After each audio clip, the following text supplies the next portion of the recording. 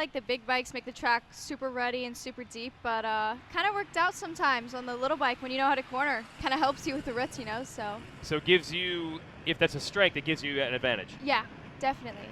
I've always been the one to like a rougher track and a deeper track, so definitely appreciate the big bikes. Embrace the challenge. Embrace the challenge. You got Harrison on the number 90 out front in what is Senior 40 BC. And got some challengers here. We're starting to see multiple lines form. They're all pretty much funneling inside these first two turns. And then this next one. But the corner after it, if you want to get the double, you might have to go outside. Let's see how your leader Harrison plays it. He does go outside. And trying to get the double.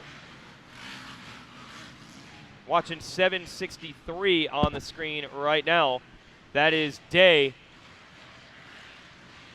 Oh, this is a good battle. And everyone using the split lane. Oh, and a stall there by the rider on the Honda. Trying to see the number there. So that's going to cost him. That split lane is narrow enough, especially when you put 3 bikes in it at once, yes, Chase. Especially 3 450s there. It gets pretty tight. So a 3-rider battle for the lead right now. You got Greg Day on the Yamaha has taken it. Rider out of Woodstock, Georgia. Wayne Harrison, who was leading, back to second. And Christian Robinson on the 957 is third. Rick Bigelow out of Kissimmee, Florida, fourth. And Greg Peterson, running the number 1, is fifth. And looking to be number 1 with a bullet, trying to go toward the front. Greg Day, though, starting to get away.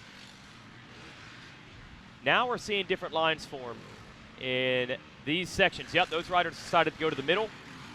Leader going outside in that left-hander. What about you, Chase, coming through the ranks when you have, we just had 85s on track, now we have big bikes, and then we'll go back a little bit to some mini cycles. How does that affect the way a track forms up? I think it was pretty good for me anyways. I used it to my advantage, and like the little set ruts that, like the foot pegs where they would drag, it kind of, on 85s you could get in them and use them to your advantage. It's not as deep, you don't get caught up in them. Yeah, I never thought about that. So if you get ruts, for example, on the face of a jump, it could be pegs deep for these 450s. That's beyond pegs deep, I would think, on an 85. Yes. But you'd rather have that to build some skills? Yeah, I think so. Get the experience, get the practice. Greg Peterson on the number 1 is making some passes. He's up to third, wants to defend the championship. Christian Robinson is second on the 957, and Greg Day, 763, is in the lead. So we're watching that number 1 of Peterson out of Covington, Georgia, in the 40 BC Plus class. Wow, that is difficult going through those ruts. Cool to have the live drone. We had it over at the GNCC yesterday. We were able to watch about a mile or two of racing in out of the swamps and the woods there in Florida. Oh, off the racetrack goes our early leader, Wayne Harrison, who's back and forth now. He's got some pressure from the Honda of Eric Parham, 613. Well, that was difficult. Split lane section now. Wow. You're in a battle no matter what position you're in this class. That's the thing, and I'm sure you've seen it, Jasmine, comparing local racing to the bigger amateur races like this. There's fast people everywhere, but it goes a lot deeper at these races. So no matter what position you're in, you're going to find some fast riders to duel with. Yeah, absolutely. I can agree with you, especially in the B class. You know, all the riders are very fast in that class, so you got to be swift with your passes and how you do things. Number 1, still watching him, of Peterson trying to get Christian Robinson on the Husqvarna on the 957. It's a good duel right here. Oh, almost some contact. I think he wanted the inside rut, but he also wanted to protect the outside. Throw the shoulder if he needs to. Meanwhile, Greg Day has a big lead, 6 seconds, so we'll keep watching this battle right now. There is Peterson over these rollers. Trying to catch that Husqvarna in front of him, the rider in the black jersey. 4 laps have now clicked off. Greg Day pulling away, the rider out of Georgia. We have David Iser of DMXS Radio greeting riders on the podium. There is the 820 of Jeremiah Curley. That's the rider that Peterson is battling with. 970 is a rider going a lap down. up on the pegs, and standing up is Curley. So he's out of Wilkesboro, North Carolina, and running in third right now.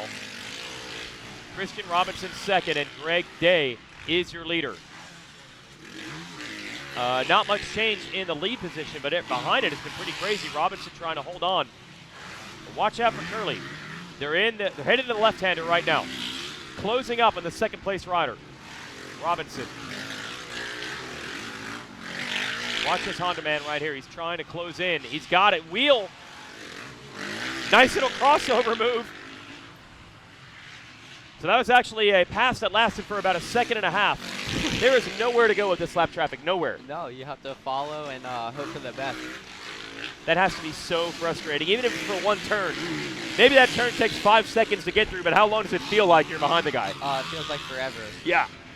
So that's what they're dealing with right now. If you have to follow, Greg Day, 8-second lead now. He's peeled away from the field.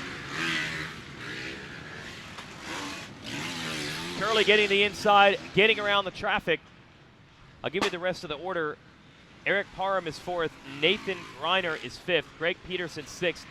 Wayne Harrison back to 7th. Richard Hoy 8th. Rick Bigelow 9th.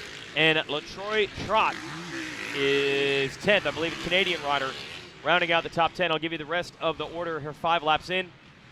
Emerson Oliveria is 11th. James Press 12th. Jeffrey Marks 13th. Hendrick Alberts 14th. And Chris Faircloth is 15th. We're down to probably 1 lap to go in this class. So Jasmine, you're down in the MTF, the Cairo, Georgia area. There's tons of riders that ride down there. How does that work as the white flag comes out? Are all your friends riders? Are you still friends with people that don't ride, or is it one giant, like everybody down here is a dirt bike person? How does that work down there? I feel like MTF's just like a huge, giant community of riders, ex-riders, you know, trainers, just everything. And I feel like everyone's so motivated to help each other get better. I just love the environment, and yeah, the place is amazing. Is it all moto, like all bench racing all the time? You talk about anything but dirt bikes, or the next thing you know, like 8 hours have passed and it's just been all dirt bike talk? Dirt bikes. Dirt bikes. Just dirt bikes. All dirt bikes all the time. And gym, and training, gym trainings, but. But that all ties in. Motocross training, yeah, mainly, motocross training. Yeah, exactly. You're going to have like a huge world event's going to happen, and it's going to be like 3 days before anyone knows it. Yeah. Because they're just going to be talking dirt bikes the whole time. Oh, I didn't even know that happened. We were just talking training and riding. We didn't even know. Yeah, exactly. But that's, if you surround yourself with it, you want to be the best, right? Exactly, yeah. Now, you mentioned in B class, were you going to race some of the women's classes here also, or how is that going to work? Yeah, absolutely. I'm going to be racing women's at Loretta's, but also my main focus is B class. My focus has always been to compete with the men and be equivalent to the men, so I feel like something I'm going to start doing, you know. Is the goal to get a pro license as the checker flag's out?